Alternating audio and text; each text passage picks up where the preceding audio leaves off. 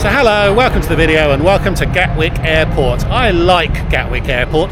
Back in the 1970s, when package holidays became a thing, most summers the Jones family would scuttle over here in the summer and disappear for 2 weeks on a sun lounger somewhere in Spain. And little Matt used to love coming to Gatwick Airport. Back in those days, the departure area had a lot of windows where you could look over the apron. It's not recognisable today from back in those days, but it's always a pleasure to come back here.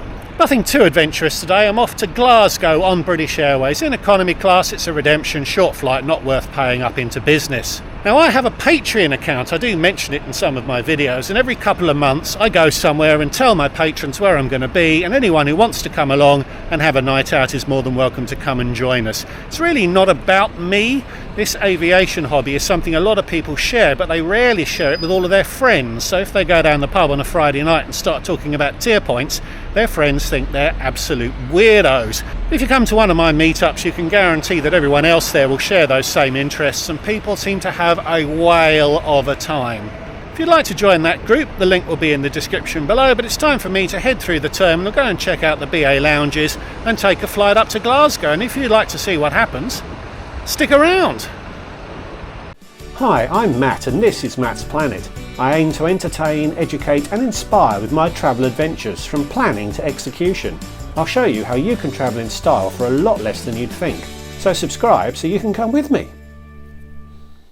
As I was only going to be away overnight, the premium for parking in the short stay car park was minimal versus the long stay, so I'd saved myself some time by parking right next to the terminal, from which it was only a short walk into the terminal.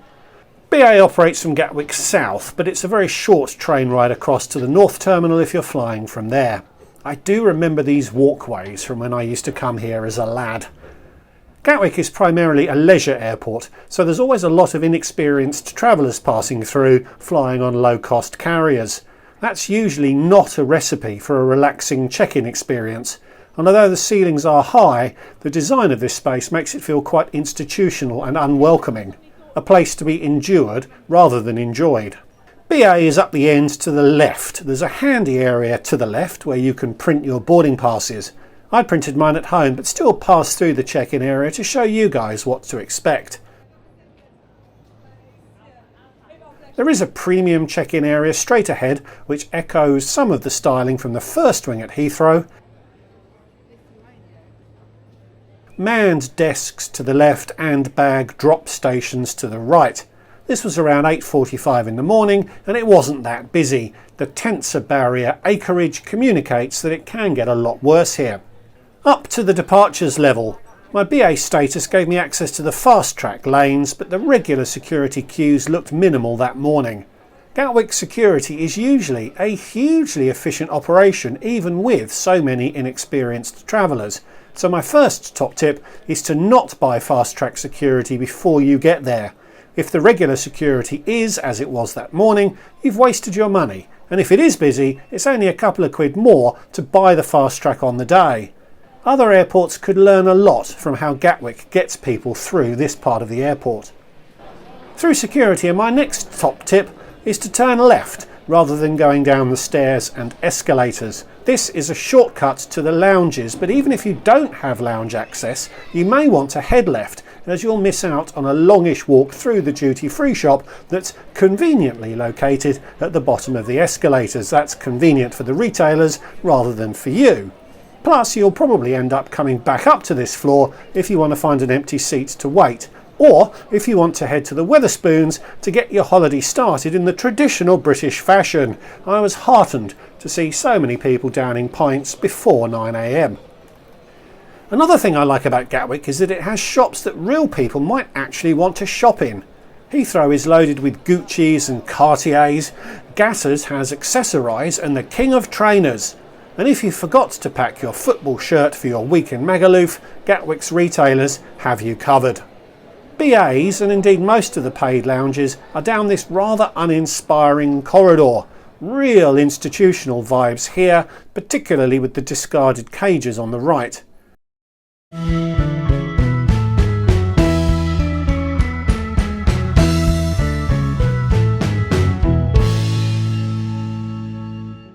Up up the stairs or lift to the BA Lounge lobby, which is needed as BA has 2 lounges here.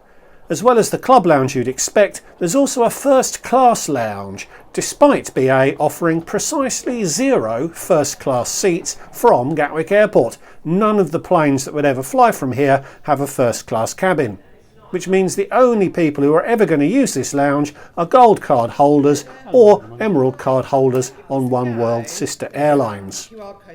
BA had tweaked its boarding passes that week, so it took a while for the agent to decode the new layout, but I was quickly validated into the first class lounge, which was virtually deserted. Not many gold card holders travelling that day, it would seem. You're drawn immediately to the windows, which offer an excellent view over the runway and the gates. I seriously could sit there and watch that view for hours. Not quite as compelling as I remember from being a youngster, but still pretty good. When you drag yourself away from the view, the lounge itself is not huge, that's the far wall there. The main part of the lounge has a mixture of seats. Eclectic might be the word to describe the design ethos here. There's a very pink inner sanctum away from the windows if you absolutely hate aeroplanes. It really is very pink. And at the far end is a business centre / desking space if you want somewhere more formal to sit and if you can avoid being distracted by the cracking views. And in the middle of the space is the catering with some high-level seating at a long table along the window. There's a couple of booths to the left too. So what of the catering? It was still breakfast time, so the coffee machines flanked some pastries. BA does bring out some cracking cakes later in the day. Across to a small hot buffet, breakfast basics rather than an elaborate spread, but I'll come back to this. I'll actually come back to this twice.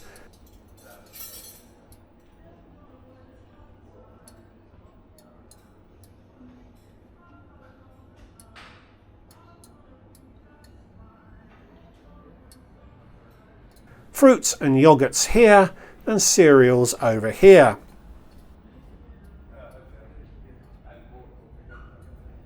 A central table contains juices as well as wines and the essential champagnes. A pink one, Besserat,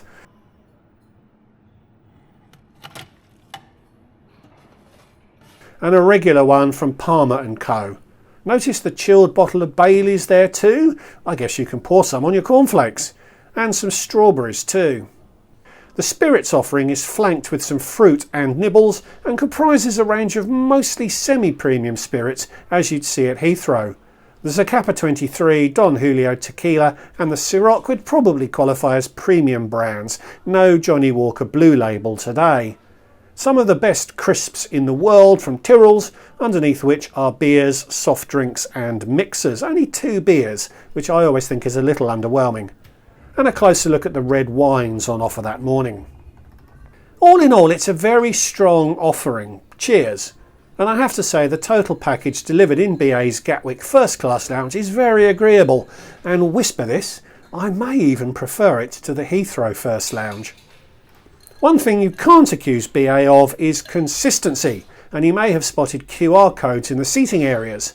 I assumed Gatwick was like Heathrow and that this code provided access to specialty coffees and the drinks menu. But no, there were food options available by request in this lounge, which probably explains why the buffet options were a little underwhelming. Indeed, BA's inconsistency meant that there were actually no drinks options available through the app, the complete opposite of the Heathrow offering.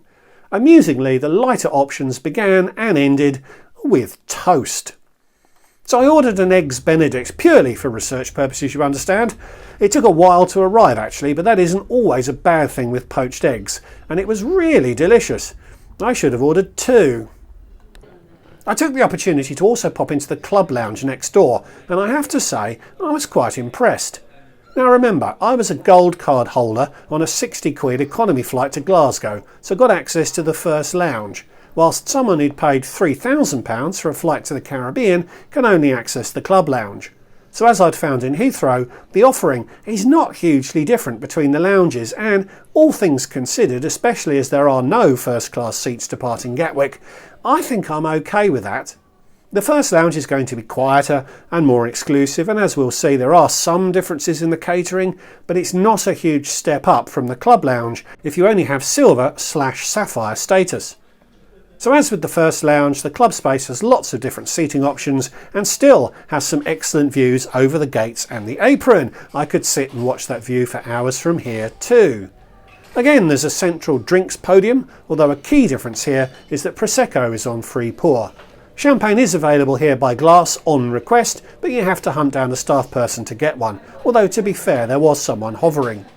The drinks range is very, very similar. Don Julio and Ciroc were available, as I think was Zacapa 23. Through to the food offering, and the buffet here was more extensive than I'd found in the first lounge. I initially thought that was a function of the higher passenger throughput, making it more efficient to offer a broader buffet as less food was going to be wasted. But I looked around the seating areas and there were no QR codes. So the buffet was it when it came to the food offering in this lounge, which is a downgrade from that first offering, but by no means is it a deal breaker. Indeed, given the time it took to prepare the food in the first lounge, if I was in a hurry on my next visit, I'd head straight to the buffet in the club lounge. The club lounge also has a loft area which opens at busy times. It didn't seem particularly busy when I visited, but it was still open. Some coffee machines up here, and it may be a little quieter up here if the lounge is rammed. And after that quick walkthrough, I had to get my skates on to make it to the gate. BA runs one flight a day from Gatwick to Glasgow, and I think it's operated mainly so people heading to or from BA's Caribbean destinations can connect through from Scotland. This was the plane arriving. Domestic departures leave from the lowest numbered gates, which was perhaps a 10-minute walk from the lounge. As I'd savoured my Eggs Benedict, boarding was already underway when I made it to the gate, so I can't report on how fully BA adhered to their own boarding process on this occasion. Onto the plane, and only 5 rows of business that day. There can be 12 or more rows of premium cabin seating on some flights. As I've reported on several occasions, that means the legroom of a business seat is the same as an economy seat, as some days a business seat is sold as an economy seat. But as a gold card holder, I've been able to select an emergency exit row when I'd booked, which actually gave me the best legroom of any seat on the plane past row 1. You still don't get an outrageous amount of space, but for an hour or so this will do nicely. You do of course need to be fit and willing to assist in an emergency if you take these seats, and the wing does get in the way of the view a bit, but it's still arguably the best seat on the plane, particularly if you end up with the middle seat empty, as happened that day. I'll not linger on the seat or the flight as I've shared this sort of experience before, but you do get a plug and a USB socket, overhead lights and air vents, and the flight did offer Wi-Fi. Messaging is now free for Executive Club members. We waited for a while to scoop up some delayed connecting passengers coming in from Tampa, but in the end the pilot gave up and we pushed back about an hour late. And as we take off, let me talk about how I booked this flight and how I decided how many avios to invest in this redemption. I get asked this a lot, so let me linger on it a little. For whatever reason, this flight was really very expensive when I was looking to book. 328 quid was a daft cash fare to pay for an open-jaw economy flight to and from Glasgow. I suspect BA may price this Gatwick leg quite highly to disincentivise people from filling it up, so there are lots of seats available for those connecting to Scotland through Gatwick, as it's the only flight they offer each day. I could have got to Glasgow for 50 quid on a low-cost carrier, but I wanted to share the Gatwick premium experience, so I wanted to take this flight. But despite the cash fare being high, there were still reward seats available, and I was offered these cash and avios options for that return routing. A lot of people use the rule of thumb of valuing an avio at 1p, so they'd extend the offered options thusly and may well choose the fourth option of 9,500 avios plus 35 quid, as that produces the cheapest overall cost. And that's not a terrible approach, but you really need to anchor the avios to the actual fare you're avoiding to determine the true value that you're getting for each avio that you're spending. So I use this table. You should be able to source all of the numbers to fill the yellow cells. The maths is then quite simple. The first option saves you 327 quid, which spread across 18,500 avios delivers a value of 1.77p per avio, much higher than the 1p you may be looking to achieve. But as you go down the table, the options actually get better, peaking at the lowest 5,900 avios options, where you're getting over 4p for each avio. So by using the rule of thumb method, you'd pick the fourth option, but using the more accurate method of linking the avios costs to the fare you're avoiding, you'd actually pick the sixth option. I was quite happy to get 3.55p per avio, so went for the 60 quid plus 7,400 avios option. And you need to do this exercise for every redemption you look at. On these flights to Glasgow, this table would stay the same regardless of the cash fare you're avoiding, so you can get very different results as the fare varies. So if these flights could have been bought for 125 quid, the fourth option would have been the best, but you wouldn't take it as it delivers less than 1p per avio. You might take it using your rule of thumb calculation. And this table works for all fares in all classes. I actually looked at the club class option and created this table, which showed the best choice to again be the lowest avios option. 1.9p per avio is respectable, but I tend to do much better than that over the long run, so I decided to skip the club option this time and stick to my emergency exit seat in economy. Once we levelled off, BA differentiated itself from many Euro carriers by offering a free drink and a snack to all economy class passengers. A small bottle of water and a small snack, although the flight attendant must have thought I looked hungry as he gave me one of each of the snacks. I'm pleased I had that Eggs Benedict, but this was a nice little sugar boost after that delay. And down into Glasgow. Not quite as sunny and warm as London had been, and it will take you a few more minutes to get off the plane from the emergency exit rows than it will from a seat in the club cabin, but all in all it was a very pleasant experience. And as a domestic arrival you'll be straight through the terminal and out to enjoy Glasgow. The delay was annoying, but the ground and air experience were both very good. Another day where having status really paid off. Gatwick gets a bad press for not being a great airport, but I really quite like it, and not just for the nostalgia a transit generates. Before I share a little of the meetup, I wasn't intending to make a video about the flight back to Heathrow, but I did capture some footage of the Glasgow Lounge. It was a nice space, not huge, but not busy at around 1 PM when I flew back down. A club lounge, so there was no champagne on free pour, but there was a decent drink selection. Don Julio and Ciroc are available here too. Salads and cheeses here, and on the end were mini pies with gravy. The next table had sandwiches, and on the end of that table was some rice, chilli, and I think those are spuds? No deep fried Mars bars, sadly.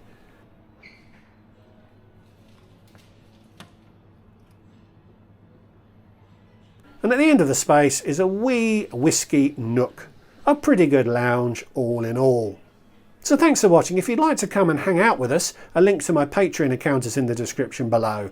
Like and comment on this video and please consider subscribing. So thank you very much for watching and I'll see you all in the next one. Goodbye.